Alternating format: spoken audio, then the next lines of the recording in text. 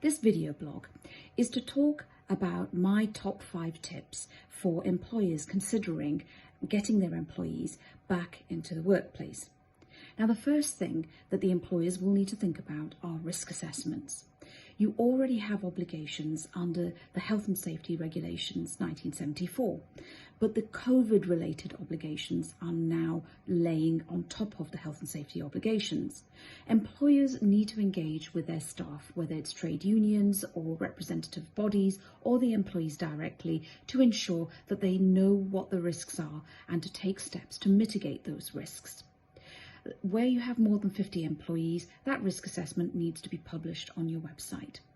Now, my second tip is really about where employers can continue to allow their employees work from home, then that should continue. Please ensure that that environment is safe, that it is appropriate, and that all support that can be given to the employee is provided. My third tip about returning workers are all about hygiene in the workplace.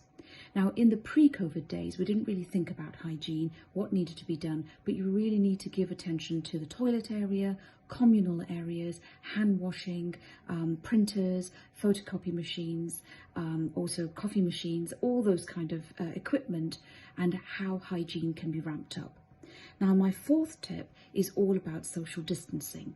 How can you structure your desks so that people are sitting 2 meters apart? Real careful consideration needs to be thought about how many people can go into a certain area, how the movement of people in the building can be accommodated, and so forth. And my last tip is for employers also to think about additional transmission mechanisms. So think about how you can stagger workers and employees coming into the workplace so that they're not all rushing to the same area at the same time. Think about whether they can cycle to work or walk to work rather than going and coming via the public transport. So here were my top 5 tips for employers on employees returning to the workplace. I hope you've enjoyed it.